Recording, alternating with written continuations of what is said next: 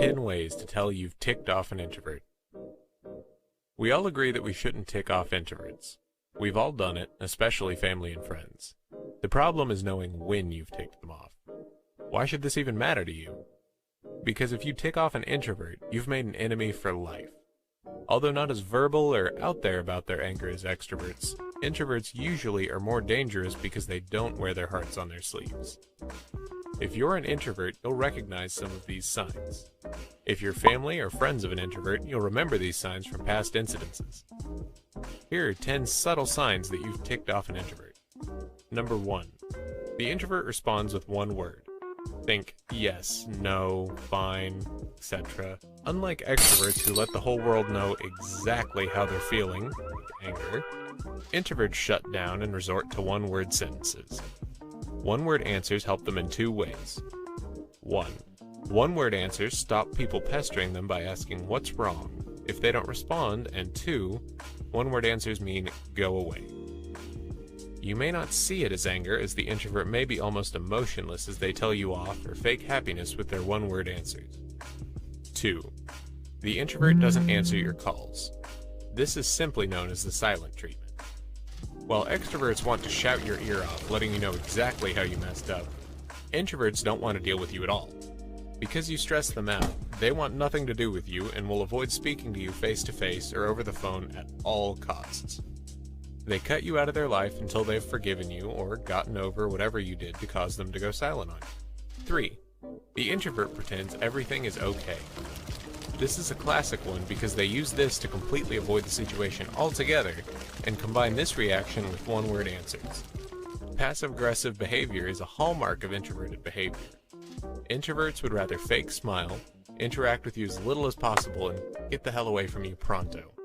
They hate confrontation and would rather be polite and leave than say their piece and have their energy drained from trying to resolve the matter. 4. The introvert blows up over small things. Introverts naturally bottle up their feelings. However, even they have their limits. You could be the unfortunate one that pushes their button. One minute they're fine, the next they're screaming their lungs at you.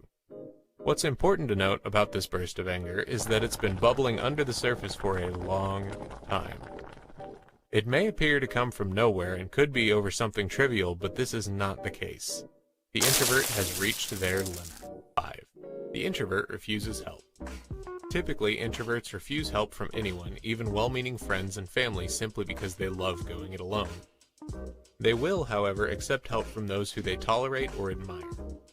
You'll know for a fact that you've messed up with an introvert when they refuse your help, even when there's no legitimate reason for them to do so. Even if they desperately need your help, they'll refuse because they don't want to be infected by your presence.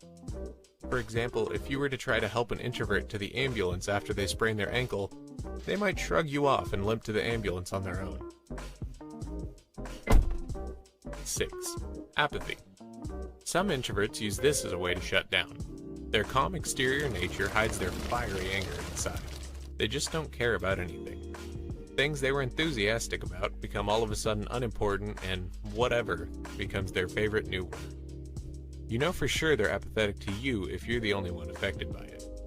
Because they don't like being verbal, which would lead to social interaction and having to reveal their interactions, introverts will be apathetic to you in a "I'm angry" or "something's wrong" kind of way without saying it. Their actions will say the complete opposite. 7. The introvert retreats into their work. This is a sure sign introverts are majorly ticked off at you. They are quite happy to dive into work and drown in it and see it as a welcome escape, especially from someone who's ticked them off. In the workplace, for example, you'd see it by the way they'd cancel a lunch date with you because they've got too much work to do. At school, they stop hanging out with you because they've got too much homework. In relationships, it could be an excuse like, "I have to work late tonight." It's their way of saying they don't need you and have better things to do. They're just using an excuse to do so. 8. The introvert only wants to communicate by text or email.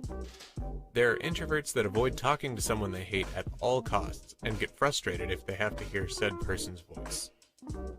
Thanks to the digital age, communication can be kept to email and texting. Say you call an introvert and leave a message. They'll respond to the message when they could have answered the phone, but they chose not to. They could also offer up lame excuses about why they didn't answer the phone, like, I just got out of the shower, or, sorry, my phone was on silent. If this happens continuously and not occasionally, then you've rubbed the introvert on the wrong side. 9. The introvert seems to treat your pets better than you. Ouch. Introverts and animals get along better than introverts and humans at times. Animals don't expect much from you in the form of conversation and are happy sitting in silence enjoying your company. Let's say you have a pet and your introvert friend comes over.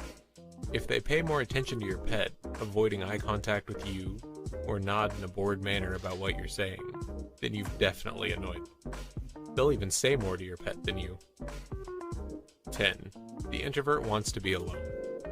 Nothing says leave me alone like an introvert isolating themselves from others.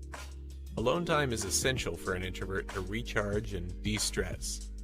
This is a tough one because you don't know whether the introvert wants to be alone because you've ticked them off or if everything around them has ticked them off. If you want to know for sure whether you're the problem, watch how they react in a group of people.